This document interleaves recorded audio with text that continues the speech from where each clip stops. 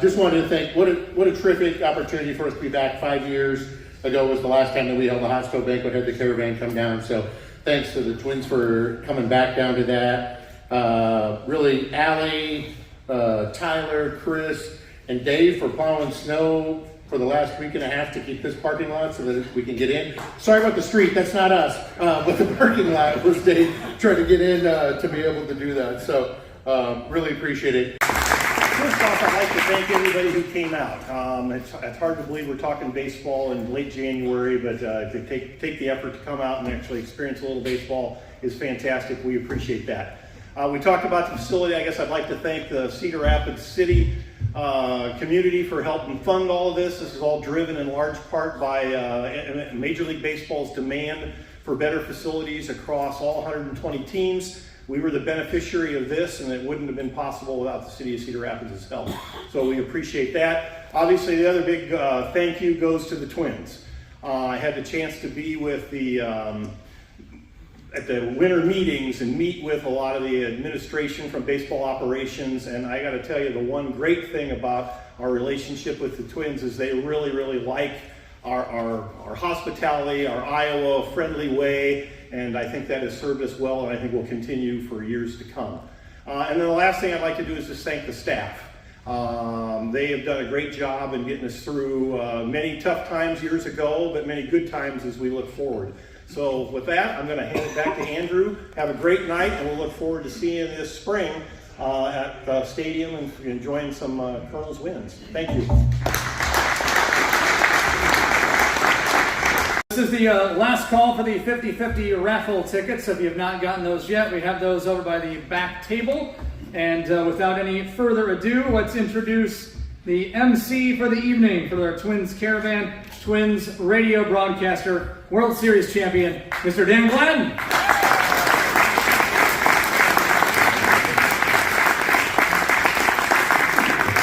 How are we doing tonight? All right.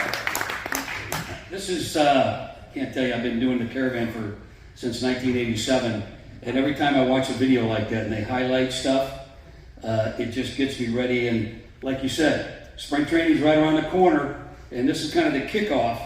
And I think that this is kind of the special night here for the Caravan to get excited about the upcoming season and also kind of reflect a little bit on the years past.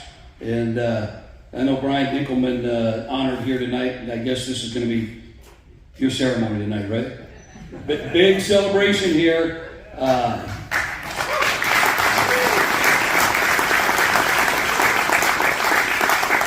You've all played in the minor leagues, right?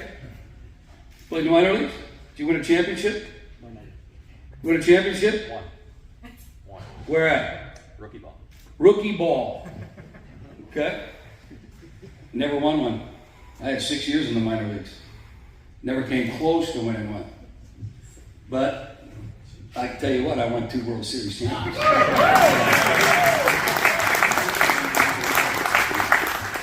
So, Brian, if you would, just grab the microphone, and what we're going to do is we're going to ask some questions here. What I like to do is be able to go out in the crowd and listen to you guys if you have some questions. And before we get started, I want to introduce, I don't know if you know the TV, Dick Bramer, 40 years, has retired. My partner of 11 years, Corey Provis, is moving over to TV. Chris Atterbury's coming up, leaving his seat. But we have Lexi back here, who's doing a lot of pregame, and she's going to do some postgame stuff. So if you would, give a hand for Lexi back there. You're going to be hearing a lot about her. So Brian, take us through a championship season like you did. And as a manager, when do you realize I got a team here that might be that good?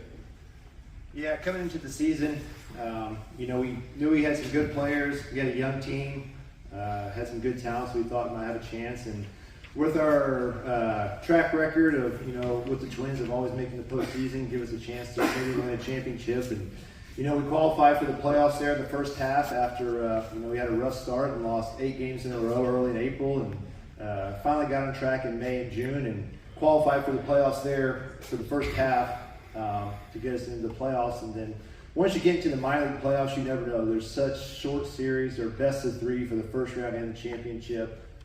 Those 3-game series, you never know what might happen. And, won the first series, game 3, and then got to the championship. And, game 1, we got down, I think, 6-7-3, something like that. And the guys fought back and ended up having a big home run from Carson McCusker in the 9th inning with 1 out, 2 runners on to, give us the lead there. And I think once we did that, and the guys never looked back, and the excitement in the dugout, to get that first game is so big. And then to come home here, watching the videos of the Twins playoffs of how much excitement and how loud it was, and that's thousands more fans. But the excitement here, for games 2 and 3 for the championship series, and to finally win one, it felt like such a relief for everybody here to win a championship when it had almost been 30 years or something like that to win one. So, it was an incredible season to cap it off with a championship. It was a lot of fun. As you're telling the story about the season, some fans here nodding their head. Like they remembered the home run. Okay, they were there, they experienced it. So as a manager though, did you ever win it as a player in the minor leagues? Never as a player, no. Okay, I got to be honest with you. I thought our paths crossed when I was with the Twins, and you might have been drafted and either come to camp or not. Did not happen, but I did see you play in the big leagues, and just 23 games. What happened there? hey, we just heard the good. All right? Was Tom Kelly your manager? Unfortunately, I had Gardy as my manager. You had Gardy? I had Gardy. That's tough. I know. So, I got to the big leagues 2011, got 23 games up there. Went to spring training the next year, 2012. Started the year in AAA.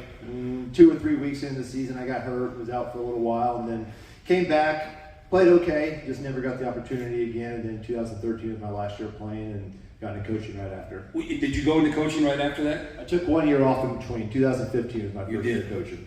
Okay. Caleb, talk about a little quick your career. And here's a guy, you talk about perseverance. Drafted by the Milwaukee Brewers, played, let go, independent ball. I heard you say earlier you sat out 5 years and then came back and made a comeback. It reminded me of that movie, that 40-year-old teacher down in Tampa or something that came back. But here's a guy that persevered. It reminds me a little bit of myself, and always trying to knock on doors. They put barriers in front of you, find a way to get around them, over them, or through them. And this guy did that. Talk a little bit about where you came from. Yeah, I guess first of all, I just want to say congratulations to everyone here, to Brian Dinkelman and all the fans for winning a championship. I mean, winning a championship at any level of baseball is very tough to do. And I mean, it's pretty cool to be able to raise that flag and see that trophy here. So I did see the entire city. I did see the ring. I saw it too. Wow. Yeah, someone will have to show that to me later. That's pretty cool. So I was drafted by Milwaukee. I actually played in this league in 2010, which if some of you remember the team that Cedar Rapids had in 2010, there were some pretty big names in that team. One definite future Hall of Famer, Mike Trout. Mike Trout, Randall Grichuk, Gene Segura, Garrett Richards. I mean, it was a really good team. I think there's a couple more guys that I'm not even remembering. So, it's kind of a rich history of ball here, and that's pretty cool. But my time with Milwaukee didn't really work out, and ended up going to independent ball and signing with the Twins and making it up to the big leagues with them in 2013. And the next year in 14 had a pretty good season too, and then 15 my shoulder started hurting and velocity dropped, and then the next year I couldn't find a job and went back to independent ball for a couple of years. Ended up getting really lucky that Gardy got the Tigers manager job in 2018 and called him up and said, look, I've been throwing really good in independent ball. I feel like I still have a little bit of something left in me, and they signed me to a minor league deal, and I pitched a couple of years in their minor league system. Got to know Willie Castro a little bit in their minor league system, so we've known each other for quite a while, even before he came to be with the Twins.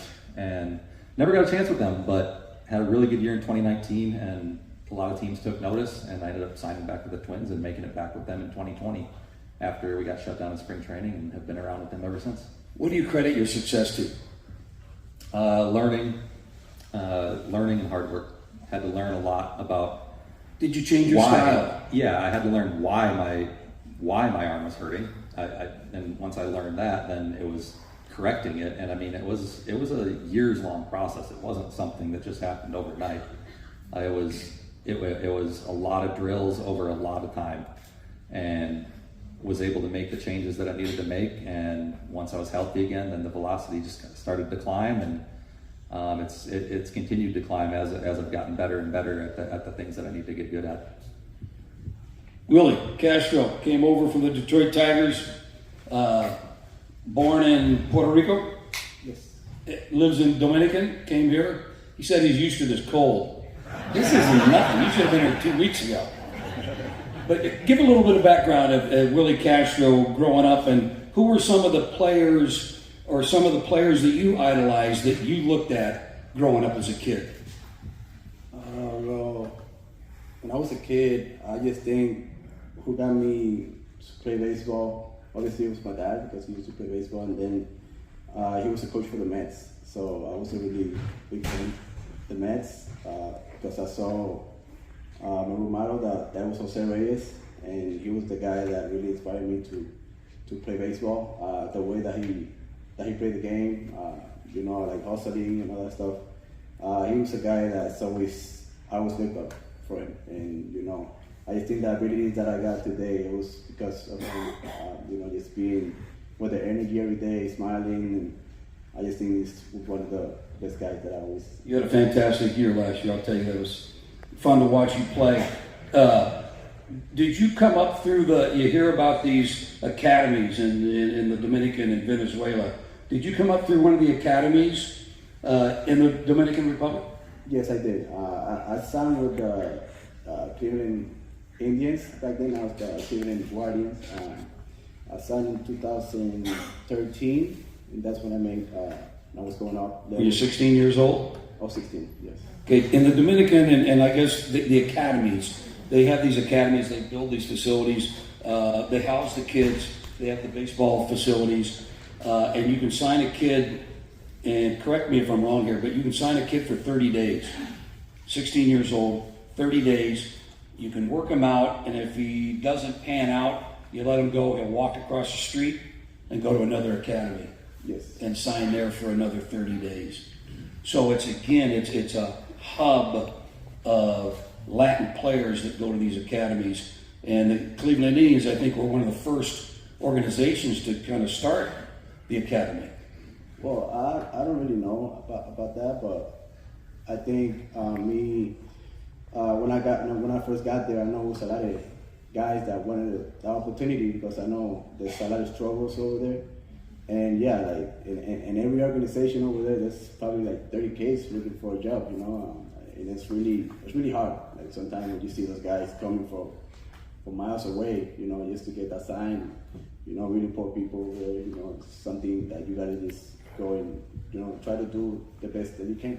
But don't they keep the Latin players, I think, till they're maybe 16 or 17, 18, before they bring them over to the United States, and you try to teach them a little bit of English before they come over and expose them. Was that the case with you? Well, my English was always good. I was one of the guys that never took English classes, because I was back before that when I first went to Dominican. I was living here in the U.S. for 4 years. So I went to elementary school and middle school, and then that's when I decided to go to Dominican so I could get signed 4 years after, and then I got signed with a team over. What do you contribute your success this last year to? I just think, working my off season. I think that's what makes you do well during the season. I just think just focus on the little things that you gotta get better on, being consistent with it, and I think my routine last year was great.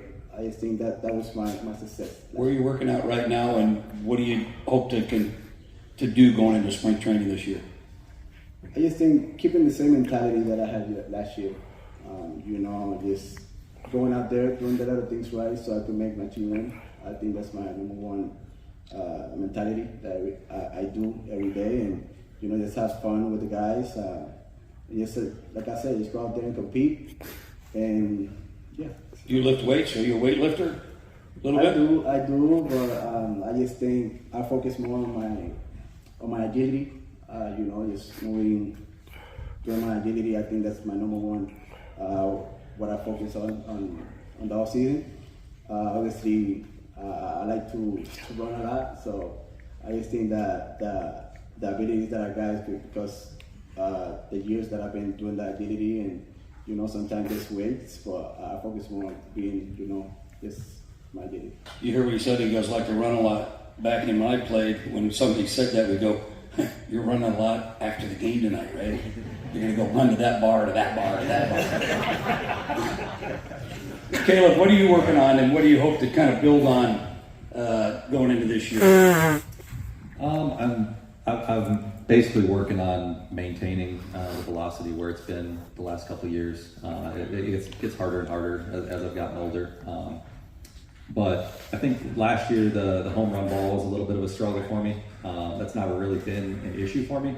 Even though I'm a fly ball pitcher, I've generally been able to keep the ball in the yard. And last year, I think there's a reason for it. I think I wasn't landing my curveball as well as I had in the years past. So hitters kind of were able to eliminate it. And whenever they would see it out of the hand, they wouldn't have to worry about it. So I think being able to get that pitch back in the zone, and that really pairs well with the fastball and the slider.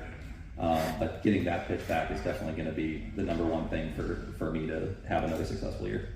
Brian, I want to ask you, I've always been curious. When I was a player, I'd go to spring training and I would get a AA, AAA tryout.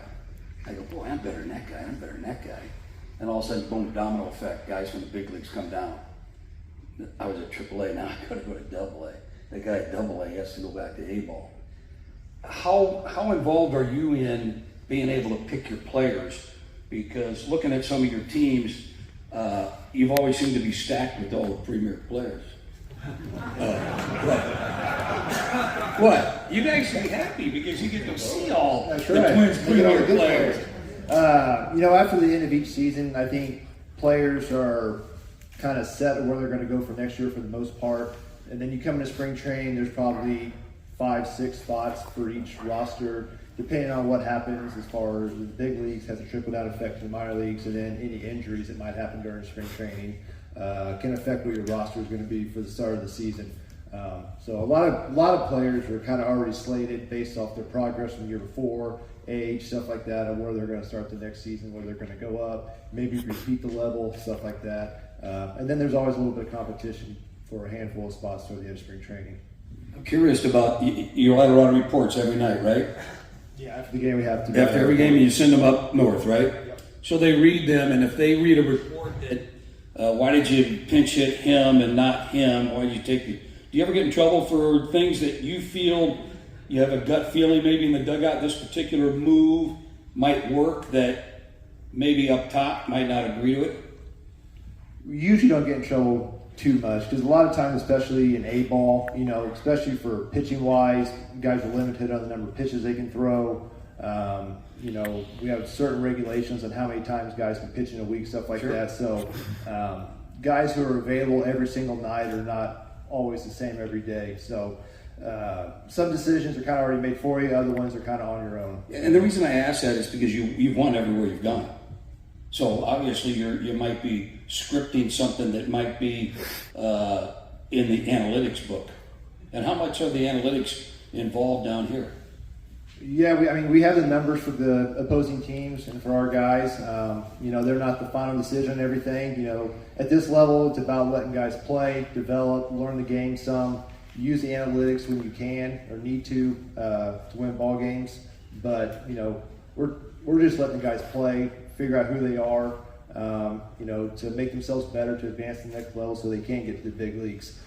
We want to win here. You want to win a championship, but you're also trying to make these players better so they can get to the big leagues. Are you going to big league camp? I'll be over there. When are you going down? February 15th. Okay. My brother played Clinton, Iowa with the Giants. And the old baseball cards, they would list you as a pitcher, outfielder, infielder, and then they showed up as a utility player. It said the UTL. Do they have that on your card? I saw one of the cards. I said You that. did? Yeah, I saw one of the cards. Yeah. So, all right. What other questions? Go ahead. Go for Nickelman. For who? Nickelman? That guy over there.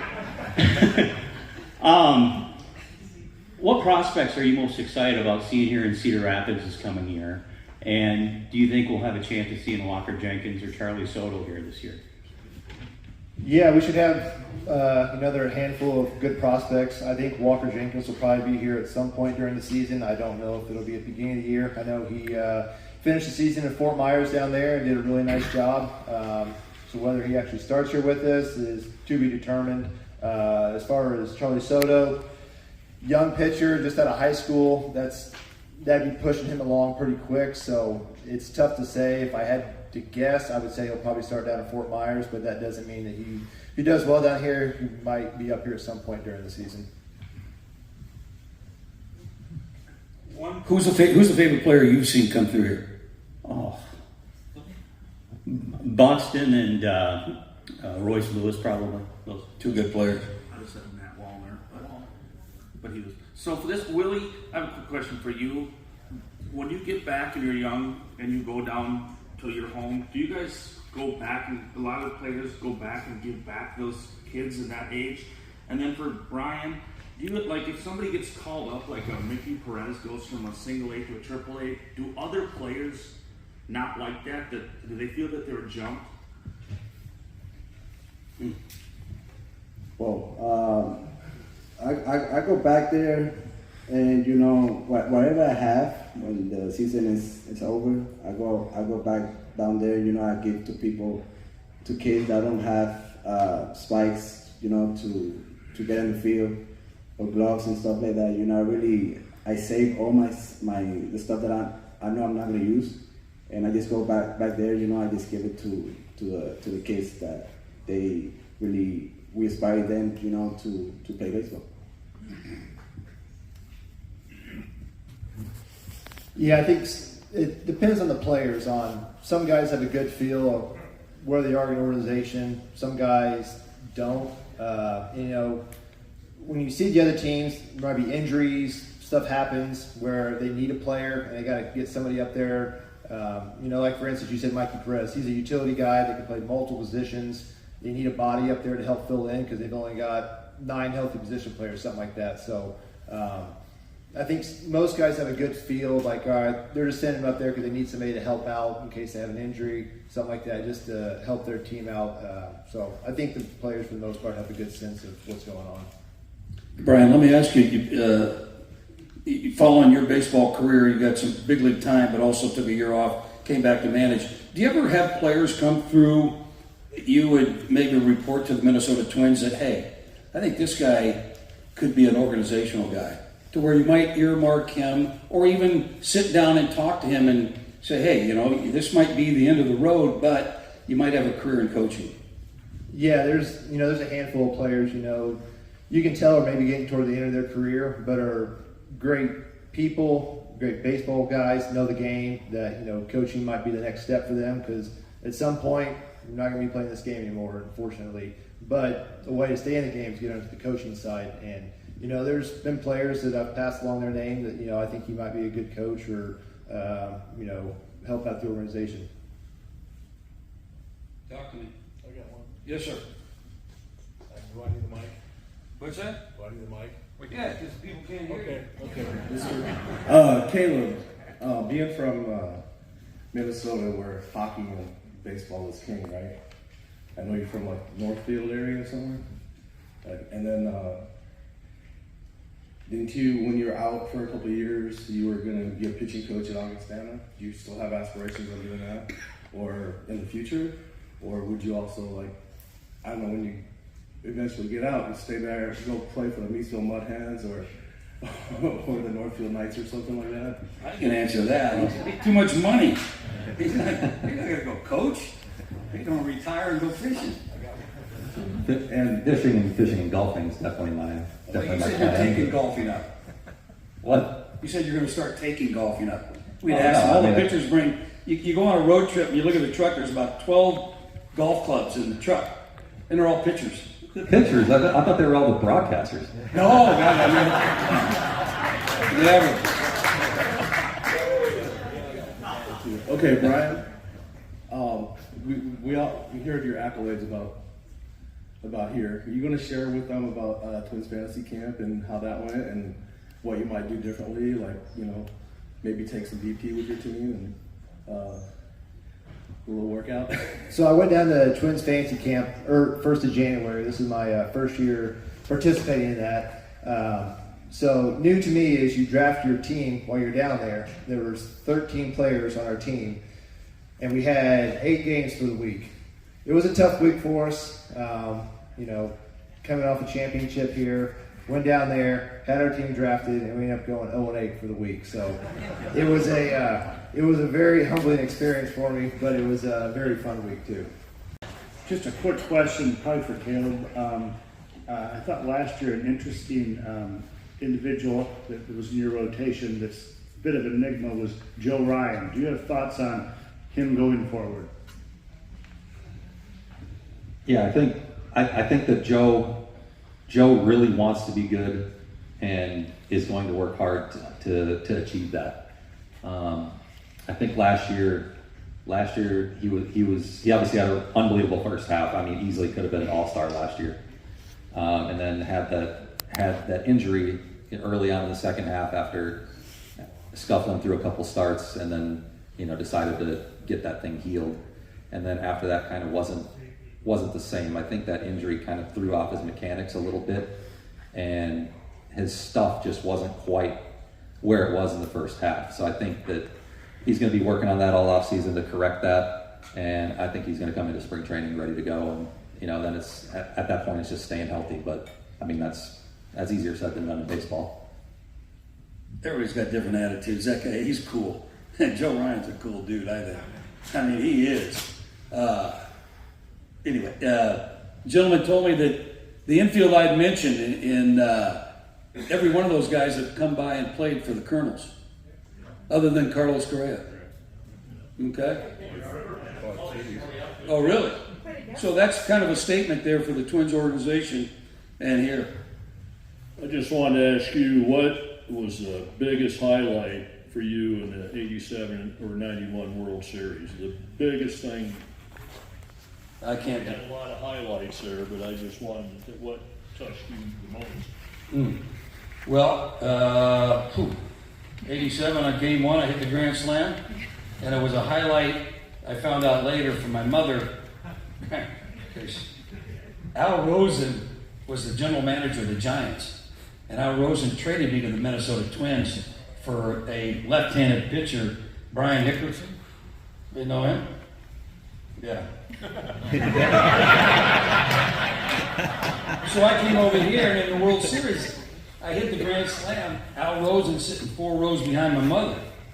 So my mom ran up and patted him and said, "Thanks for the trade." So that was a highlight I found out later that, just coming over here to Minnesota from the National League, didn't know anything about Minnesota, didn't know where it was. And just going in that room and meeting these guys. Because I got traded with like 3 days left of spring training, and I got a media guy, and I flew to Fort Myers, and I looked at the media guy, and I go, okay, I know him. Ooh, I don't like him. And then there's Al Newman. Al Newman was with Montreal Expos, second baseman. I went into second base and took him out. And he threw the ball in the stands, and we won the ball game 1-0. And when I came off the field, he goes, "I'm going to get you." And he's hollering at me. And it was Vita Blue against Floyd Yeomans, a young pitcher and the veteran in Vita Blue. And he kept hollering at me, "I'm going to get you, I'm going to get you." So when I got traded, I walked in the clubhouse. So he said, "Where's Al Newman?" And he hugged me and he said, "We're teammates." So we've been friends ever since. I'm going to his wedding February 10th down in Florida, coming up right around the corner. 91 was just a special, Game 7, Jack Morris 1-0. It was just a special season. And then, you get to the playoffs and stuff. We didn't have to go through the playoffs like these guys do now. We were 1-in, and we beat Toronto. They had beat us 11-1, 11 games to 1 that year, and we went up and we hosted it, and the Knuckleheads threw Tom Candiotti, a knuckleball pitcher, for game 1. And they had a hard-throwing right-hander, and he just carved us up, and we never got to face him again because we waxed him when we went up to Toronto. And again, managing TK abused Cito Gaskin in that ball game because they had a left-hander throwing. They had Jarvis Brown. You didn't have Jarvis Brown, did you? You know who it is? Okay. But he was on the 91 team as a pinch runner, and he's one that pinch ran for Chili Davis. Okay? Jarvis Brown was batting when TK called him back and said, nope, you're going to hit Gene Larkin.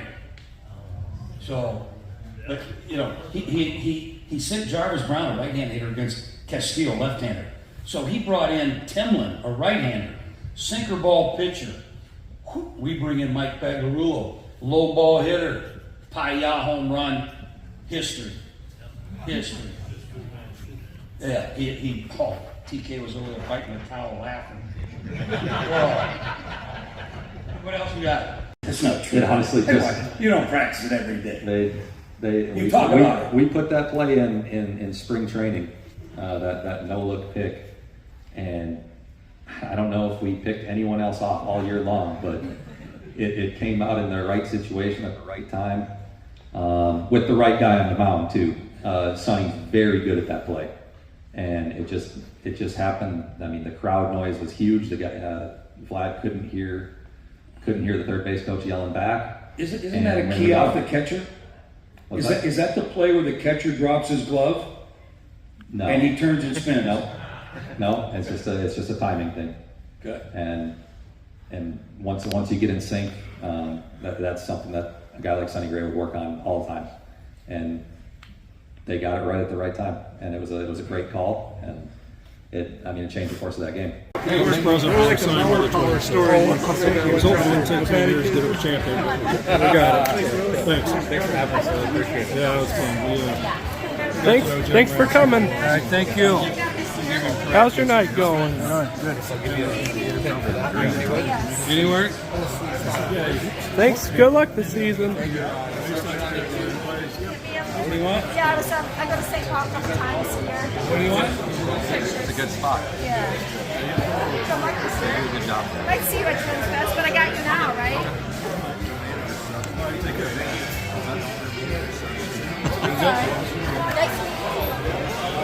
Oh, that's TC Barrett. One of those. He's playing all the It's been a good?